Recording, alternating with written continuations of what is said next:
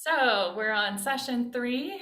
And so, as I said, we're going to get started by sounding out this verse that is in Greek on your screen. And so if someone wants to volunteer, they could, or I can walk us through it. Does anyone want to give it a try? I'll try. Go This for is it, Tony. Ego, Amy, To, Phos, Mm-hmm. to Cosmos. No, sorry. Close, yeah, with the very ending, to Cosmu. To Cosmos. Good job. Yeah. So getting our Greek brains back on here and noticing these letters. So very good job, Tony. Ego, Amy, ta, or to, it really doesn't matter. Phos, to, Cosmu. Now, some of these words are real little words, and some of them that we talked about last time are the little words that are the definite article meaning the. And we have 2 of those here. We have ta, this one, 2, and also 2. These both mean the, and they, in these cases, both come before nouns. So that's a hint, but let's go back to the beginning here and guess what this first word means. Ego. Any guesses? What about if I pronounce it differently? Self? Yeah, ego. All right, this is the word for I. This is the pronoun for I. So I, Amy. This is a verb, but it's an irregular verb. Anybody have a guess?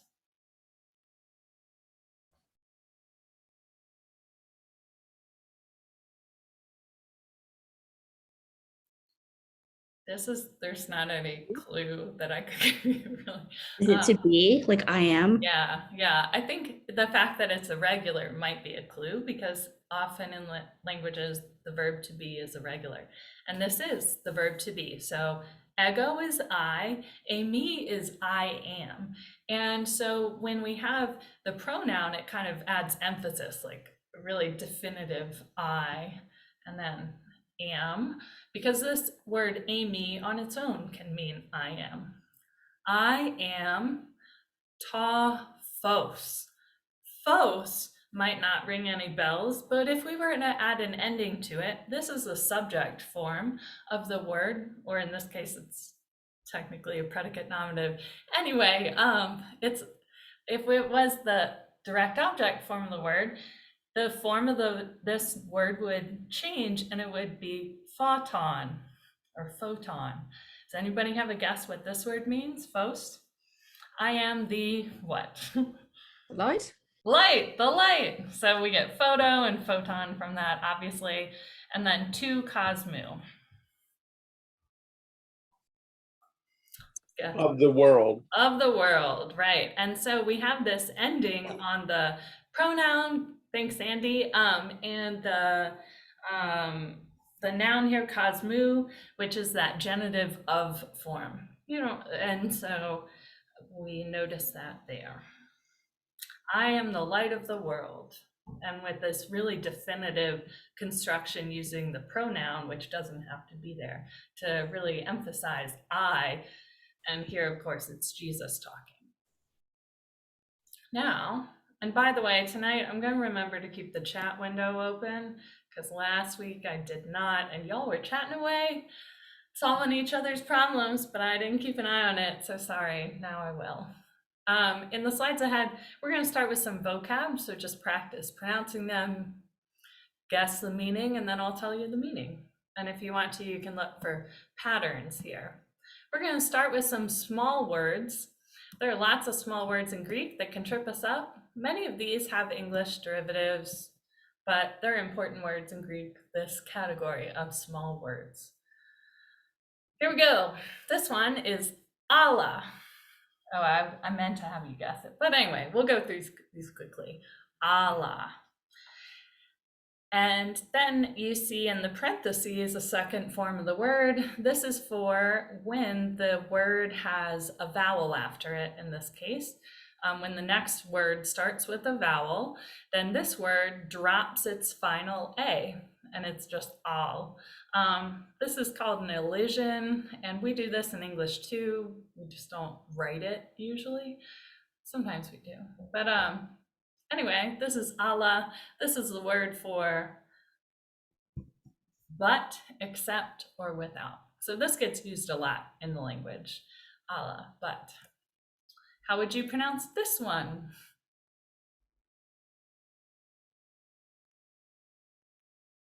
Somebody want to unmute and give it a try?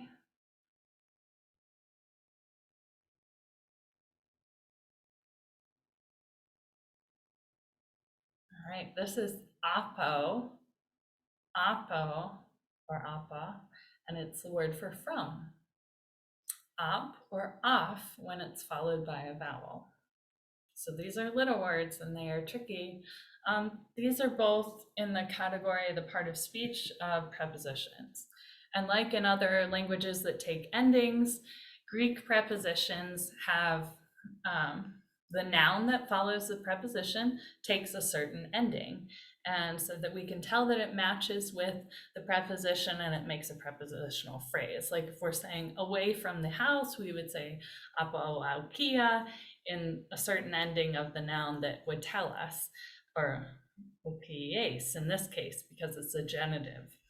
So you don't need to know this, but if you're wanting to learn more Greek, you would know, and when you learn a preposition, you learn what form it takes after it, except, and you're gonna have lots of times tonight, if you've studied other languages before, you're like, oh man, that's tricky.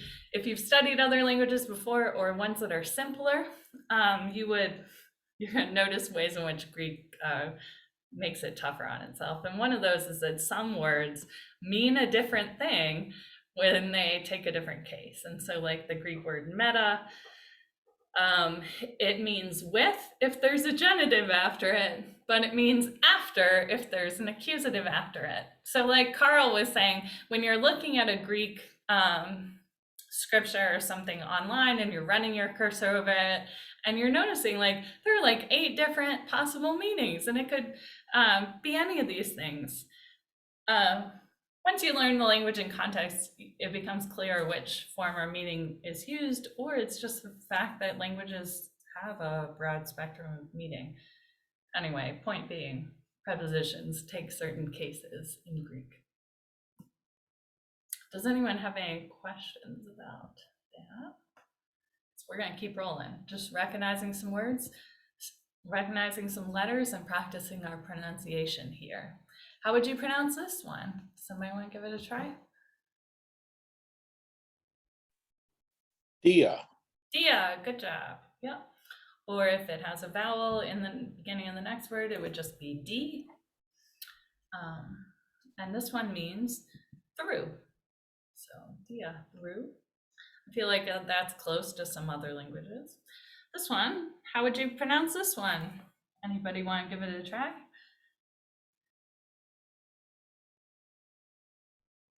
Ek. Ek, yeah, ek or X. And does anybody have a guess what this one is? You don't have to unmute, but it's out of or from, like exit, or all kinds of things come from this. All right, this is a noun. It's a feminine noun, which I can tell because it has a feminine pronoun after it in the dictionary form here. Anybody want to try to pronounce this one? You have to notice what the accent over the first word. Chimera. Good job. Chimera. Chimera means day, or it can be today, but usually it would need a helper word to mean today. This one, if you're going to Greece, you might see this on signs, because if you're going to Galilee or other places, but this is a noun again. Somebody want to sound it out? Thalassa. Yes. Do you know Sea, what it is? right? Yeah. You're right, Sophie. It's the sea. Thalassa. All right. What about this one? Starts with the same letter as the last one. Thanatos. Thanatos. This is the word for death. I don't know why, but it's always early in Greek books. They teach you this word, death. This is another preposition. Try to pronounce it. It's good practice for your brain to learn these letters to try and pronounce them when you see words. And this one would, I'm showing you different fonts as well. This one has that rough breathing, so it starts with a h sound or just an h sound. H, hina, hina is in order that. This sets up a purpose prepositional phrase. I remember it because it starts with in. So hina, in order that. This is a verb. This is a verb, and we're going to talk about verbs tonight. Crystal, what's your favorite toy?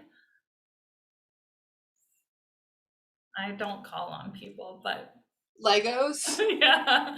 So this is a Greek verb, Lego. There are some derivatives from this, but they might not be like really obvious. This is the verb for to say or to speak or talk. So it's all the time in the Bible, Lego or lege with an epsilon iota ending is like he or she said. So that's all the time. Lege is to say. Meta, we saw this one earlier. Meta, or sometimes it's met or meth.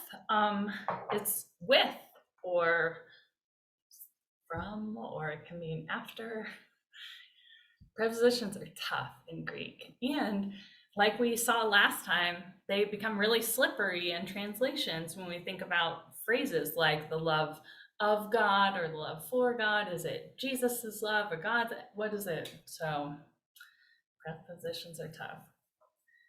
This is a noun. This is a masculine noun. Does anybody want to try and sound out this word? It's the yogurt word. So you might know how to say this. What is it? Or maybe Oikos? Yeah, oikos. Yeah, anybody have a guess? Or you can just think to yourself, what is a important derivative, English derivative we get from this word? It's the word for home, house, or family or household. I don't know why it's the name of the yogurt though. And the derivative, an English derivative, an important word that comes from this is actually economy. And there's a longer Greek form, oikonomia. And Brett, is that also the root for ecumenical? No. No? Okay. Yeah. Thank you. But close. Ecumenical comes from Latin, more so. But close. And so this one is economy because it's like the household. The household, your household is your household economy. And they could also think of larger family groups as an oikos as well.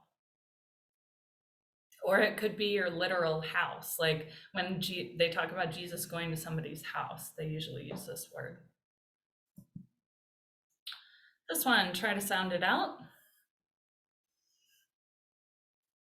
This is para, para. And we use this in English essentially in the same form. It's for. Like we say, we use para in this way.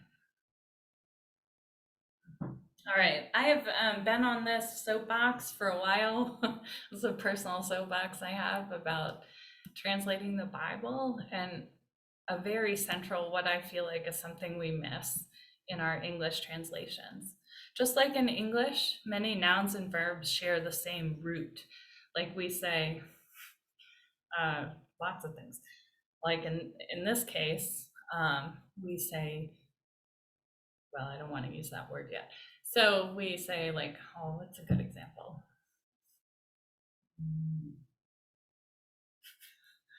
Like economy and economize? Yeah. Mm-hmm. Right, so that's the verb form and a noun form that shares the same root. We do this all the time. But sometimes Greek has like, it's the same root form for the noun and the verb, but we don't have both of those in English that share the same, or they mean something different. So this is a really important word all through the Bible. This is the verb form. Sound it out to yourself. This is pistueo, pistueo, and this is, I don't know what I did on the next click. Yeah, this is the verb form for, and once again, I'm going to upload this PowerPoint so you can go back through it again and you'll have all of this.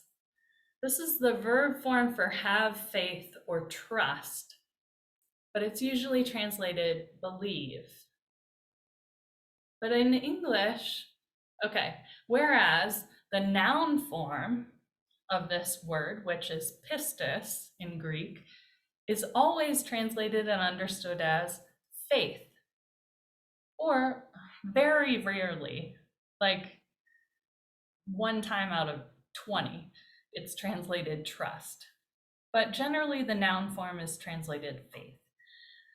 My issue with this is the verb form is always translated believe, because we don't say in English, I faithed, right?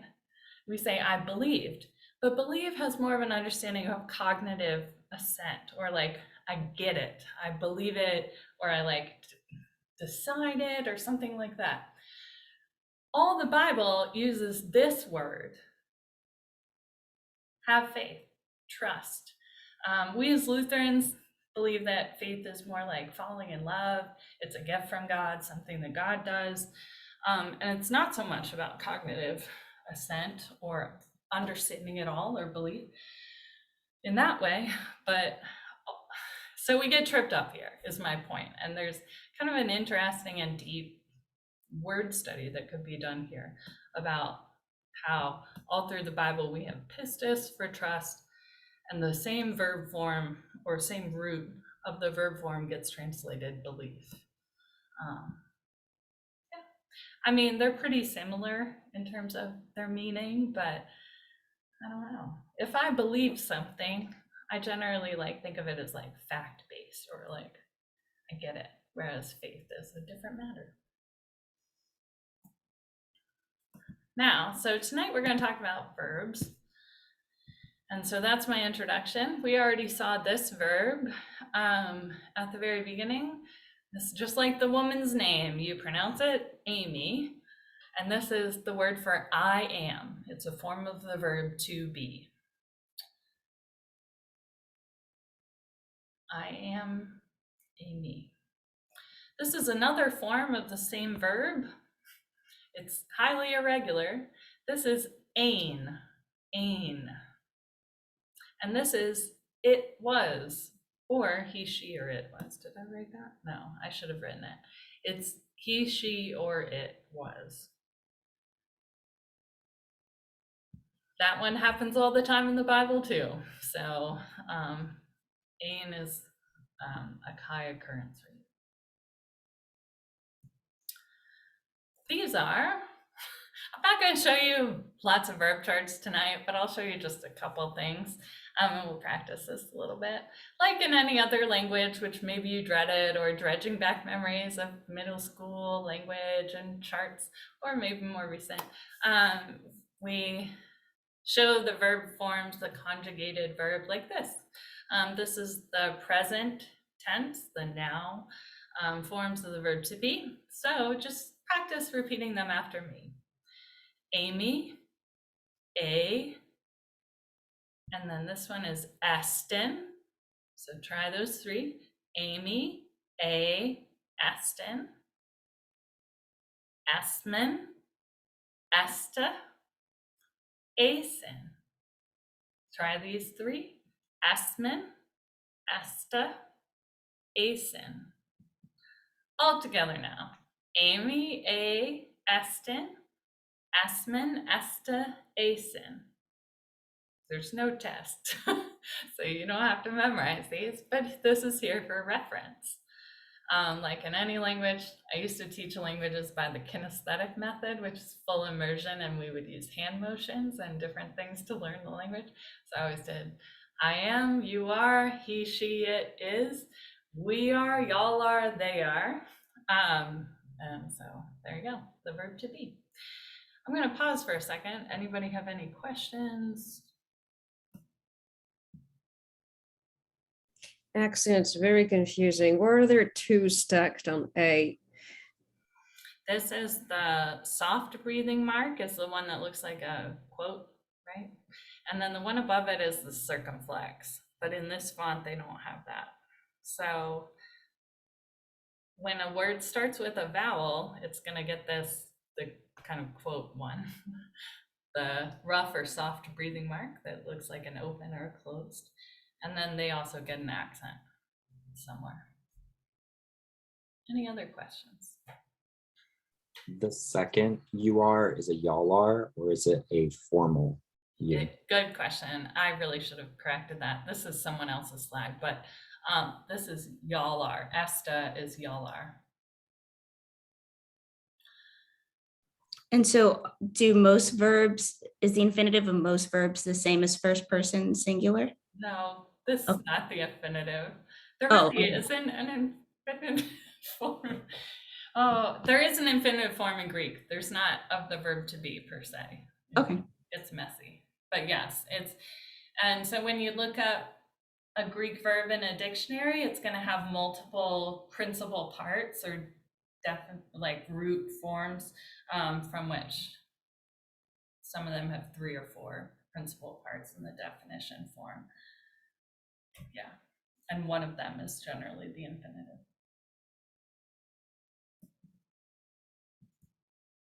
All right, Joseph, I totally should have caught that too, because I thought it was. My next slide is about that you plural form. Some of y'all have heard this soapbox of mine as well. Why does this matter? It really matters because I have this thing, I've been trying to make it take off. It hasn't yet. Like the royal we, I want everybody to know about the holy y'all. Because when Jesus talks, like 90-something% of the time when Jesus talks, he uses the second person plural form, but then it gets translated in English just as a simple you. And very rarely does it, maybe it does in other parts of the sentence, but very rarely does it actually like maintain that plural understanding. So a lot of times we have verses in the Bible that get translated, like for instance, you are the light of the world. Jesus is using the holy y'all here because Jesus does. He's very rarely talking to a singular person, especially about like general teachings like that. And it's you plural. So how would our Bibles be different if they were filled with y'all are the light of the world? And for instance, this coming Sunday, or is it next Sunday, we have the Lord's Prayer coming up, and that's all plural as well. And there are also verses about things like, if you have belief, okay, well that you is plural. So does that mean that I have to personally have belief, or can, like who believes in how? Well, y'all believe. How does y'all believe? Or have faith. See, I did it there. Anyway, holy y'all, it's a problem in English.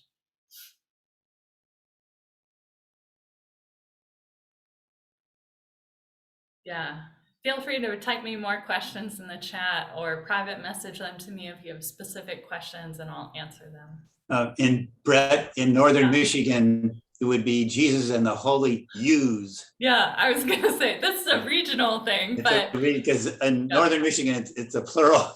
exactly. The person plural is yous. Yous, yins, yous guys, yeah, all of the forms. And of course, other languages retain this. So this is a particularly English specific thing, because when we're reading the Bible in French or another language that makes a distinction between the singular and plural forms of the you, we wouldn't need that distinction. I think it can, one of the sneaky kind of underlying parts is that I think it contributes to what is a particular American thing now spread throughout the world, which is this idea of like the kind of a very individualistic relationship with God, as opposed, and this idea of like my personal relationship with Jesus. There's an argument to be made that from scripture that Jesus, or at least in the Gospels, very rarely would have any concept of that, because he's always addressing groups of people and talking about the necessity of like a plural communal action and understanding. All right, little grammar time, buckle up. I'm not gonna talk about tons of endings, but I'm gonna show you, and if you are interested in learning more or you plan to go on and learn more, just gonna give you a taste, and I'm gonna make you think about when you look at a word in Greek can mean a whole lot. One word can mean a whole lot. English, this is my own words. English verbs are lazy, and we rely on helping words to add specificity to verb forms. So we say like, I'm about to go walking. Instead, in Greek, that whole thing would be one word. I'm about to go walking would be one word. Greek, being a highly inflected language, includes all of these in a one-word verb. They do that by using prefixes, suffixes, changing internal vowels, and changing the stem of the verb that's used. To the bane of many students, Greek has a lot of irregular verbs. Some follow certain types or formats, but it is a lot of endings and forms to learn, but most of them follow, like there's really two sets of endings. That's the good news. But then what happens before the ending is sometimes a mess. Let's get into it.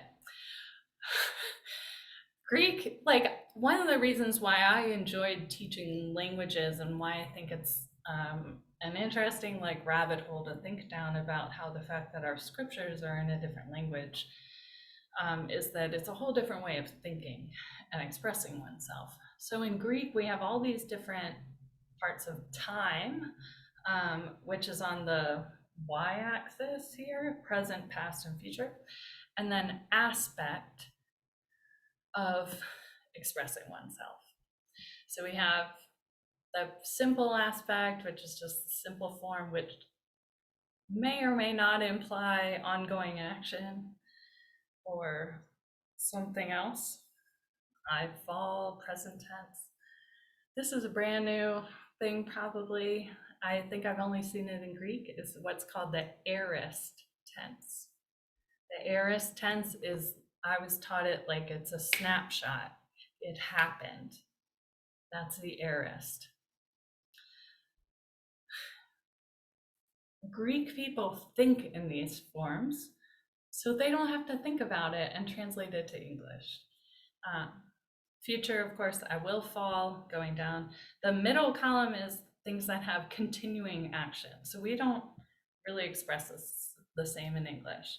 Like we do, but we use helping words. Like I am falling. I'm currently still falling.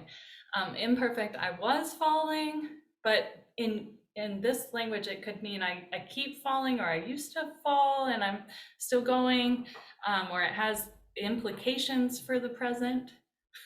All of that meaning is built into one word. And then future, on progressive aspect, I will be falling. Perfect, pluperfect, future perfect, these are just tenses.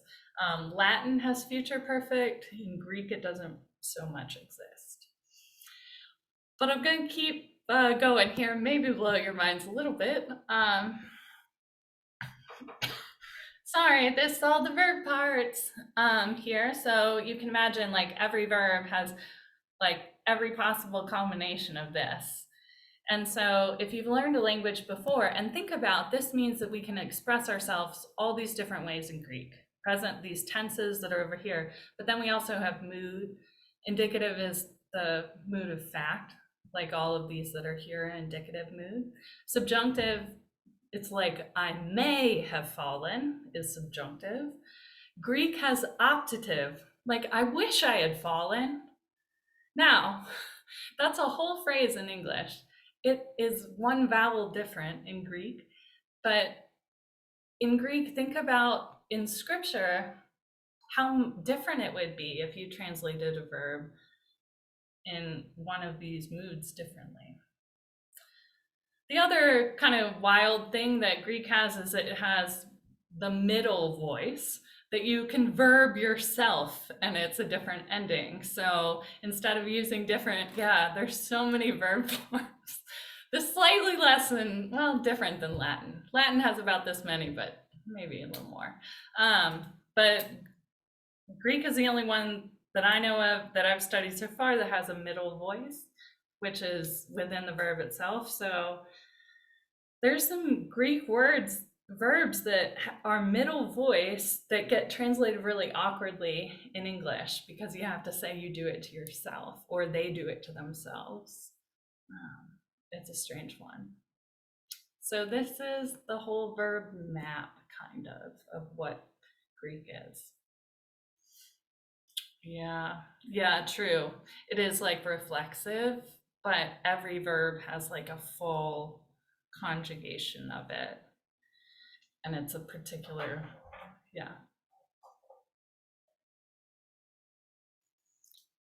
Okay. We're not- Sorry, can you go Go back a sec? Sure. For the participle mood, can you give an example of that? Is that like had, well, no, that can't be it. Can you give an example? Falling. Participle is yeah. your noun or adjective form of the verb. Okay. So, yeah. Loved. So, and all those kind of things. So when they're used as a noun or an adjective, you put an ending on it. When it comes from the verb form, it's a participle.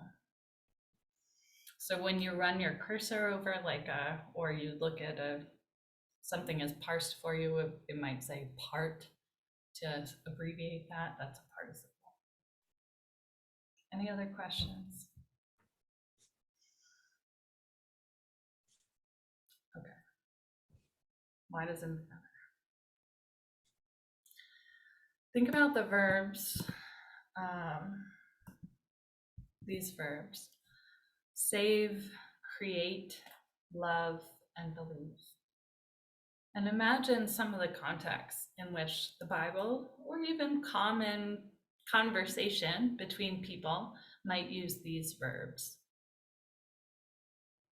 If someone, for instance, said, "I love you," you would want to know, well, is it you've loved me in the past, or was it something you did once, or is it you wish you loved me, or what is it? And in Greek, that's all going to be in the ending. It's going to be like a vowel shift, and you're going to have to listen really closely.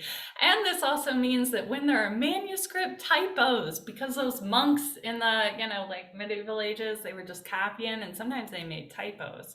And sometimes a vowel different can mean something completely different. Or if we're talking about something like God created the world. Well, did God create it and is God done creating? Or was that something like it's still an ongoing action?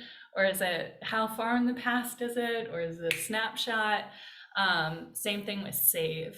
Is God through saving? Is the saving action, like the tense and the aspect of the verbs in Greek mean a lot, but often they're clumsily translated because they can sound awkward in English. And a lot of times translations will go for like a tone or voice or a translation decision, like an editorial decision, rather than like being super precise on a verb form, because it sounds awkward to constantly be like, well, to parse it all out that way.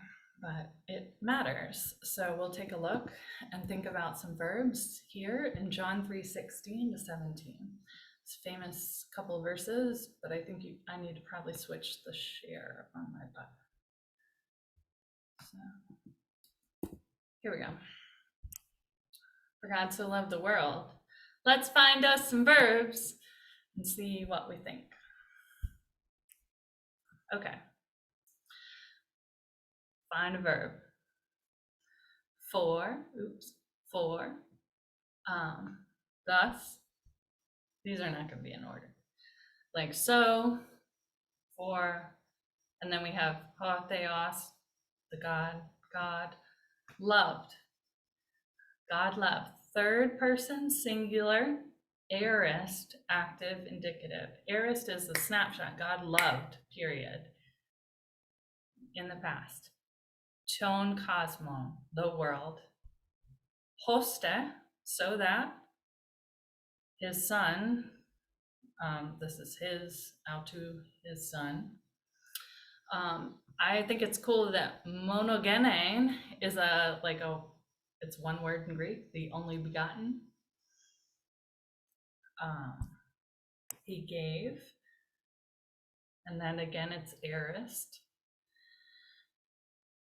Hina, in order that, pas, all. Here we have a participle. Oh, and in this form it's translated, or it's abbreviated PTC for participle. In order that all believing would be a good way to translate this. In order that all believing, or better yet, I'm tripping myself up with the point I was trying to make before. All trusting.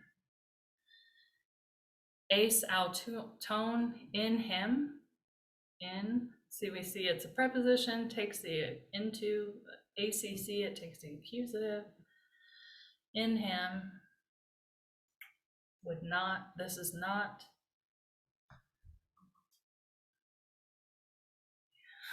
Destroy.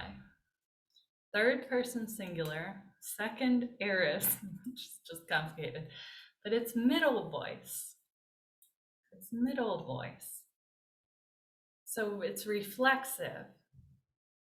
In order that all believing would not destroy themselves. We often translate this so that all who believe in him may not perish. The may, or would in this case, maintains or keeps the subjunctive here, but I think it's interesting that that's middle voice, that they would not destroy themselves. Allah, but have, they would have, subjunctive, present active, subjunctive, so it's present, so I should probably use may. They would have, zoein, ionein, zoe, life, eternal. I prefer John 3:17, not for, so for he did not. Ho theos, the God, again, is the subject. This is annoying how the cursor picks up too easily here. So the God, for the God did not send out, that's aorist, snapshot. For the God did not send out, ton huion, his son, ace, ton cosmo, into the world, hina, in order that. Here we have another verb. In order that, third person singular, he, probably referring back to the son.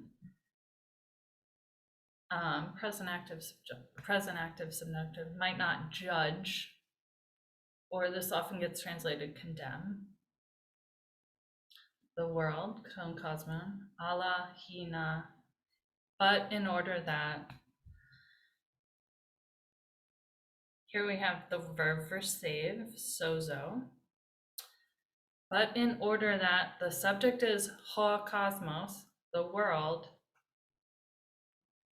Aorist passive, might be saved, may be saved. So it's passive, so the action's being done to the subject.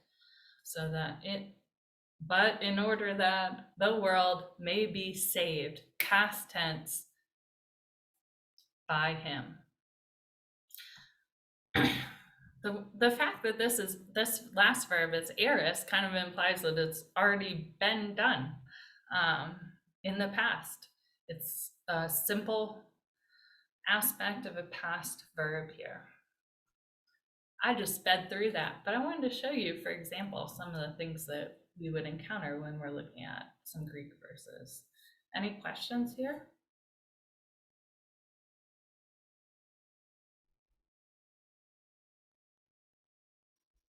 Okay, I'm going to go back to my slides. Yeah, that's a good point, Sophie. So did God love the world once?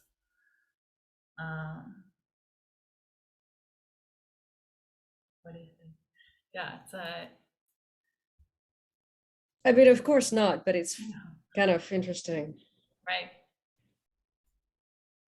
Yeah, I mean, you're really doing a lot of theology by just translating it a certain way, Yeah, is it perfective or imperfective? Even that.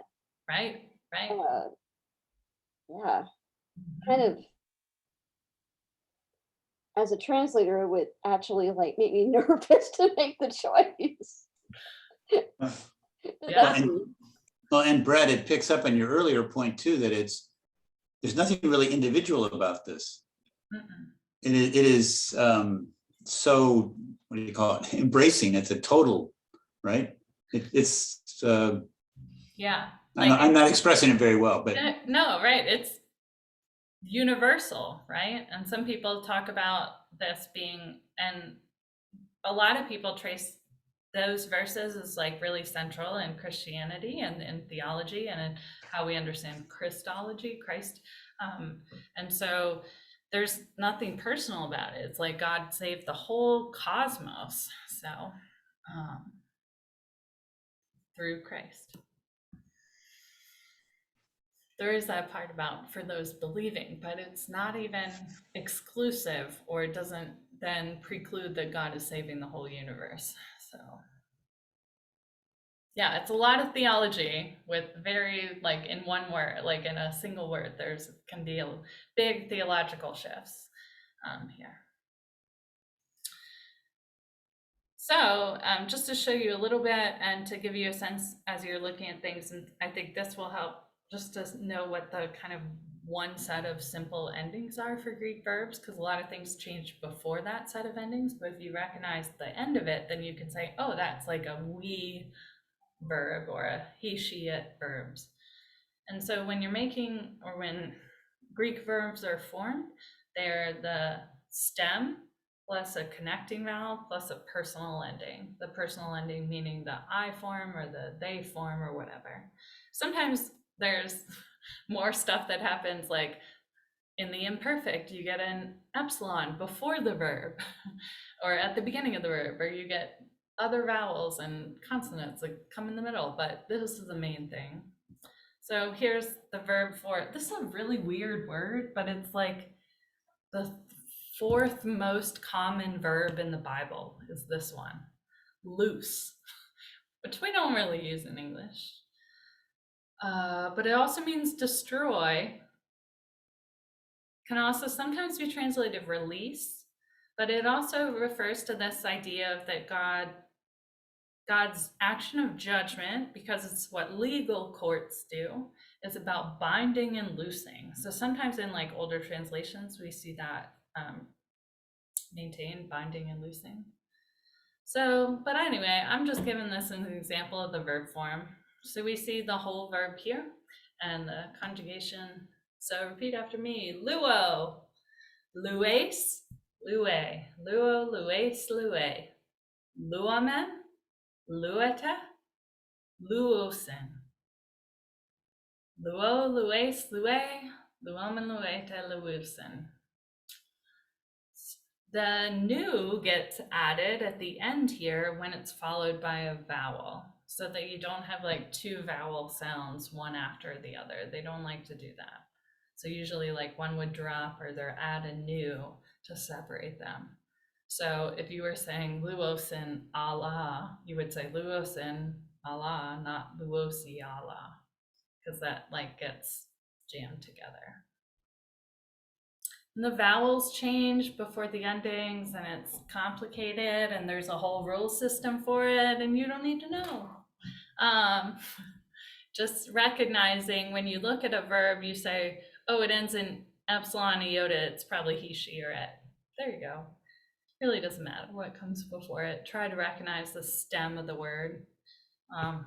Like, you know, this is a noun, but it's also a verb. Agape is a word for godly love. And agape would be he, she, or it loves. Agapete would be y'all love. Again, this, I don't know why he didn't.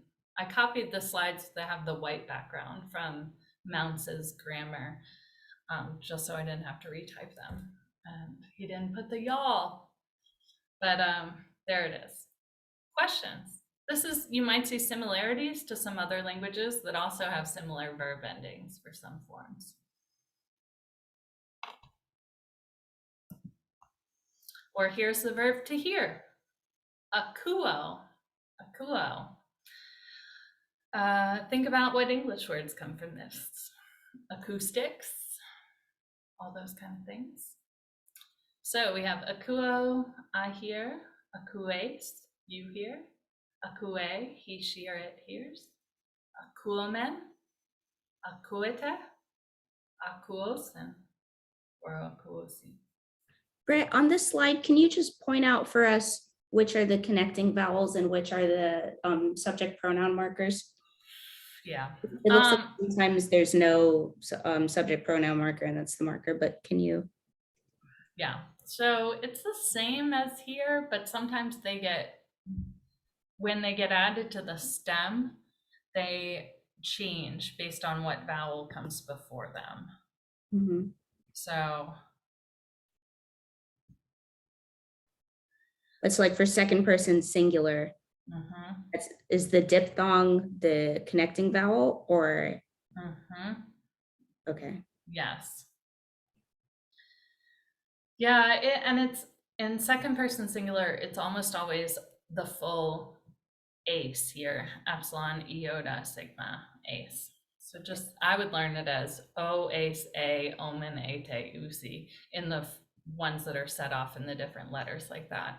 And 99.9% of the time, that's what they are. And then what comes before that, sometimes the vowel changes. Okay. Any other questions? Okay. Let's practice finding some verbs. And then we might end early tonight. But I'm throwing you into the deep end here. All right, let's try to find some verbs or any word you recognize. Be bold. This is, oh shoot. Okay, sorry. I was trying to share something. I need to reshare my screen. All right, this is from the Gospel of Matthew. This is chapter 9, verse 28. Let's find some verbs.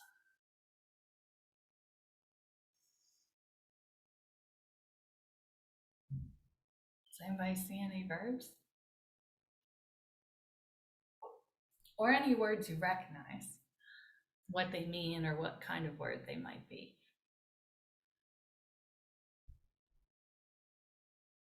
Since we have a little time, I'm gonna back I have a up. question. Sure, go ahead, Crystal. So the verb endings, and maybe you covered this last week, and maybe I'm missing this, but It's okay. they are. Do other words besides verbs end the way that verb endings end? Yes. Great. Okay. Thanks. Yes. Yes, they do. And so it does make it confusing, but you start to recognize them. So yeah, totally. There are other words that land in iota or epsilon iota or new or something like that. So, but yeah, it'll be interesting. So Go ahead. I'm gonna guess the seventh word is maybe an because it ends 1, 2. Maybe I'm not counting right. 5, 6, 7. This one? Yeah. No, it's definitely No. something. Good guess. Isn't the first word a verb? It's a participle. It comes from a verb. So it actually is a noun ending, but it has verb stuff in the middle of it. The onti part, O-N-T, the Omicron, new tau is the verb part. That's kind of like your ing form in Greek. Okay, so this is what I was going to say is let me back up a second and let's try pronouncing this. let's try looking at it. So let's try pronouncing it. So just try it along with me. So Althonti, de, ace, tain, oikion, pros elthon, autu, hoi, tufloi, kai, lege, autois, ho, Jesus, pistuete, hoti, dunamai, tu to, hoi esai, legusin, autu, nai, curie.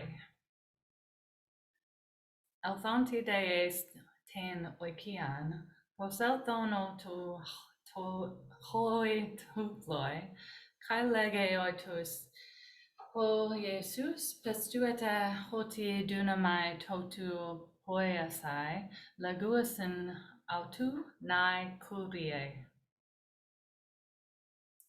Verbs. Any guesses? Or any words you recognize and know their meaning? Is word 11, lege, is that a third? You're smiling, so I can't tell if that's correct. Yeah, I was or like, if, 1, 2, 3, and then you said the word and it made me feel better. Lege, yes, Okay. lege. What do you think it is? Like, Do you think it's a I'm- verb? I think it's a verb. I think it's Verb. third person, so he, she, it. Yep. O, ace, A, E, I, that's that one. He, she, it. And I it's, just like am not sure what the verb is itself. it's Oh. says. Yep. So I guess like in translating, it's very similar to like lego, legere in Latin, which isn't that Yeah. kind of similar ish? Yeah, it's very, yeah. This in Latin it means read. In Yeah. Greek it means says. But yeah, they're very similar and they Okay. probably, anyway. Yeah, Lego. He says. He says. This one happens a lot. Anybody else have a word or a verb they want to share? You know some words. Yeah, you do. Pistuite, Yeah. y'all believe. Good. Yep. O, ace, a, omen, ete. Oopsie. Ete, y'all believe. All right, so let's back up a phrase to that lege part. Kai is and. We know this means he says, or she says, but we have a subject. We have a subject. What's the subject? Keep looking, because Greek word order really means nothing. Like they keep phrases together. Occasionally the verb can come at the end, but oftentimes it doesn't. Oftentimes the verb comes kind of early. So here we have and, he says, who says. We have to wait to see if we get a subject. We don't need a subject, but we have one in this case, and the subject is ha Jesus, Jesus. Jesus said, all right, we got one more word here, autois, to them. Jesus said to them, believe.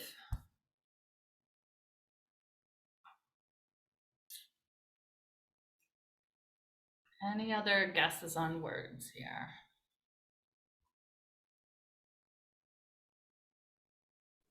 Legusin, they say. Yep, they say, good job. Legusin, they say to him, yes. What's the last word? Kurie. Does that mean mercy? Oh, good guess. Lord. You think earlier in the liturgy, Jill, in the same line. What is it? Lord. Oh, okay. Yeah, it's the beginning. It's Kyrie, right? And Kyrie, Kyrie is Lord, because that's the first word in that liturgy Okay. piece. Yeah. We also have the word for house here, oikia. So going into the house, Elthonti, de estain or kion, going into the house. He said to the blind man, okay, so this is a story, but I just wanted you to look at a random verse and try this out. And just look at a whole mess of Greek, but I'm going to go back to my slides.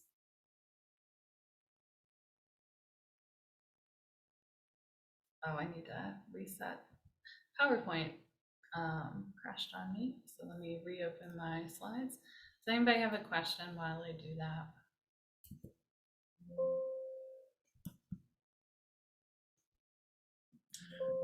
I have a random question just in general about like translations. Is there a like Urtext edition of like the Greek with a whole bunch of like the word for word translation and then a poetic translation as well?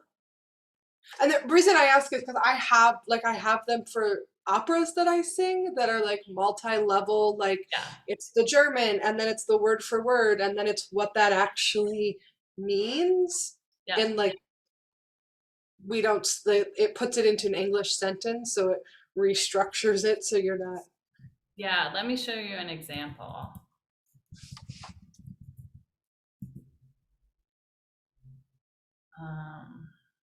That's called an interlinear. So if you just Google Greek Interlinear Bible, you can find some examples. I don't have a favorite, but there probably are better ones than others. Because there are ones that are like a PDF and then there are other ones that are interactive. But if you just Google Greek Interlinear, then you can see. So I'm trying to find a good example to show you just offhand. I found one and it has the IPA. There you go. Yep. So find one you like and it'll help you weave through the mess here. Other questions?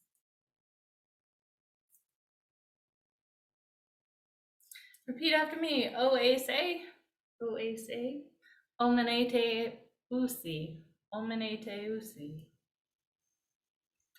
And that is the primary endings of Greek verbs, the primary endings, which many different tenses and forms use.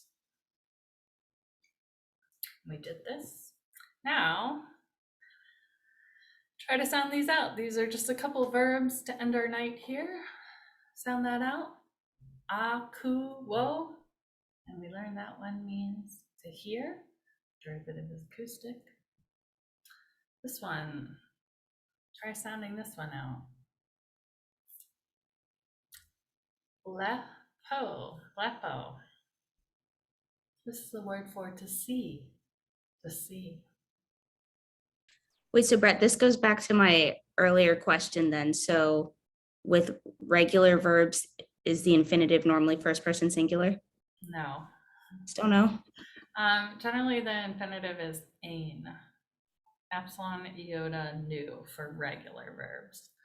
So blepein is the infinitive, but it's not necessarily a helpful form, or like it's not necessarily a stem on which other verbs are built, like in many other languages. Okay.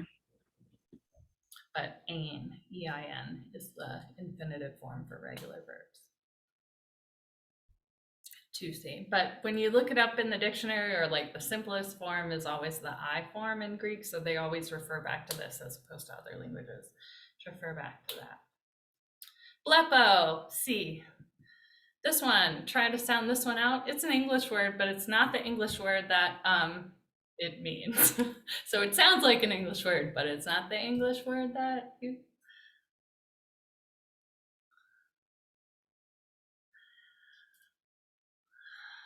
This is echo, or just echo. And it's the verb for to have, to have.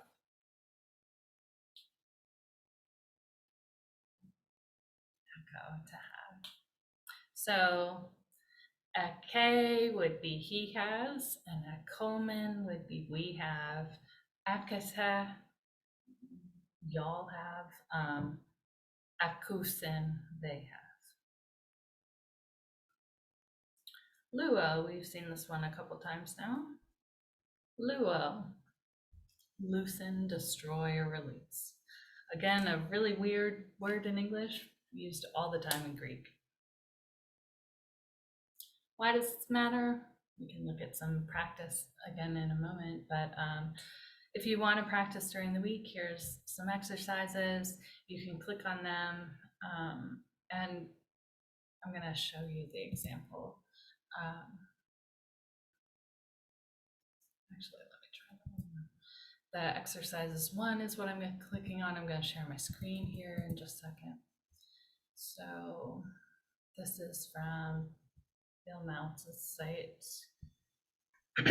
So here's how it works. You click on it, click on one of these examples, and it'll tell you, it'll show you the whole exercise, the practice form up here, and then you can click text hint, which may or may not help. It involves his like system of showing, but sometimes the audio hint is really helpful. Pistuo, here in the text hint, he highlights the ending for you to show you that. And then the audio hints like kind of explain what the word is and the grammar a little bit. And then you can click the answer and say, I am believing where I believe. So this is an example of some exercises if you want to try it out and practice. Going back to my slides. Well, actually, let's go and look and practice our John 1. So we're going to keep coming back to this John 1 practice a little bit as kind of our central text to return to practice our Greek, to get more confident in our pronunciation, to practice and noticing things as we're kind of noticing things as they go along. So some of the things we might be noticing at this point are that some of these really small words are the definite article, the, like the letter Omicron with a rough breathing mark over it, ha, is the. And so we see that a few times here. So we can kind of file that away. And then we have whatever comes after the must be a noun or an adjective. And so we have ha, logos, the word. And so let's practice pronouncing this. So I'm going to go through it slowly and then a little quicker. So try it with me, word by word. I could do, I was going to try and freeze the screen so it wouldn't run the cursor over, but we'll just follow along here. So starting with the first word, try to sound these out to yourself. N, R, K, ain, ha, logos. So that phrase is N, R, K, ain, ha, logos. Kai, ha, logos, ain, pros, or pros, ton, theon, kai, theos, ain, ha, logos. The other reason that this, so that's the first sentence. The other reason why this is a good practice is a lot of the words repeat, and it can be helpful to get a sense of how this works. Verse 2. All right, starting with some vowels. How are they going to sound? We got two vowels together. They make one sound. This is oo, Omicron, usan, oo. But there's a rough breathing mark over it. So hutos, or hutos, ain, n. So there we see the difference between the eta, which looks like the n with the long tail, ain, eta, ain, and then epsilon n. RK, pros, ton, theon. So verse 2, Phutos ein NRK pros ton theon. Verse 3. Panta. Panta. That's a P, capital P. Panta. D. That's that preposition that puts the apostrophe after it that tells us that a letter is dropped off and it's elided into the next word. So this means that it would be pronounced kind of all as one word, but let's sound them out separately to start. Alpha upsilon makes one sound. Ow, ow, two, ow, two. Panta di autu, panta di autu.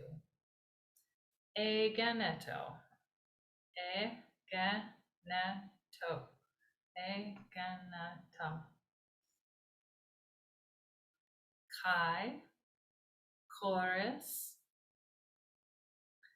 autu, egeneto. Now on the last line, ude, hen, wait, hen, that's hen, because it's a rough breathing and the epsilon. Ude, hen, ho, gegonen, gegonen, gegonen. Verse 3, panta diatu egeneto, kai chorus autu egeneto, ude, hen, ho, gegonen. So we have a bunch of repeating words through these three verses, but some of them appear in a little bit different forms. And so, anybody see any verbs?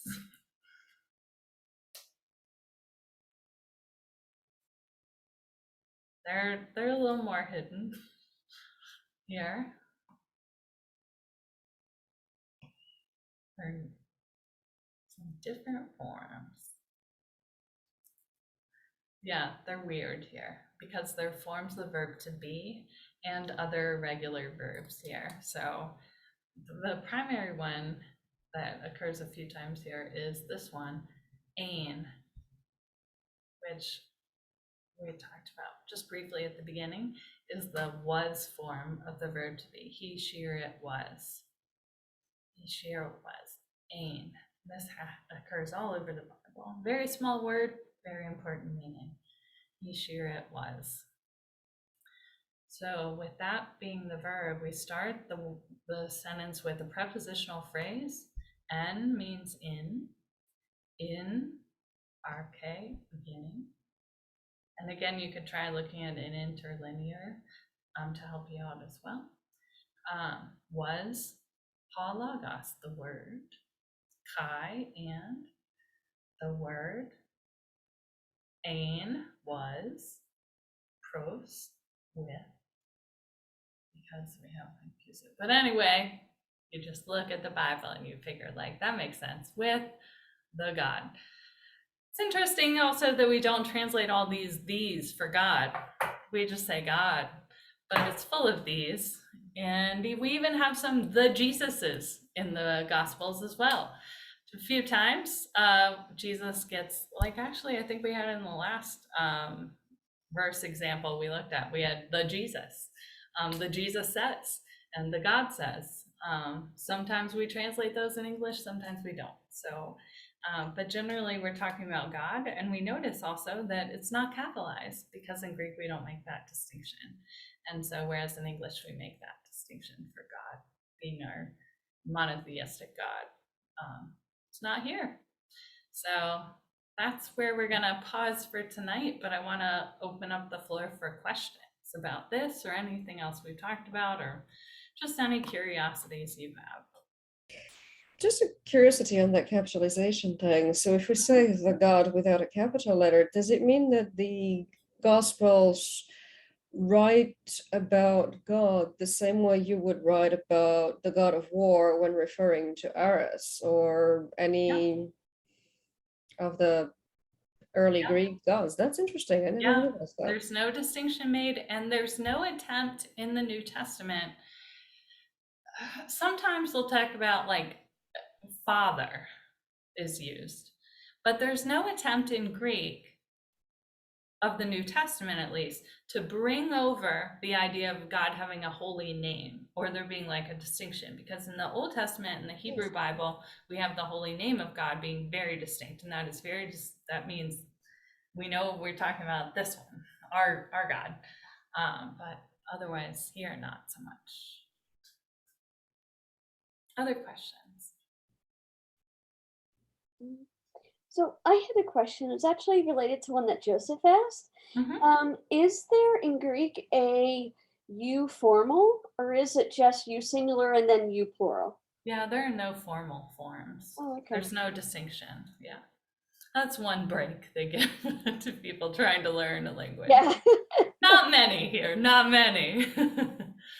Also, Biblical Greek is also easier than modern Greek. And so, yeah, modern Greek becomes more irregular than Biblical Greek. Any other questions? Found anything?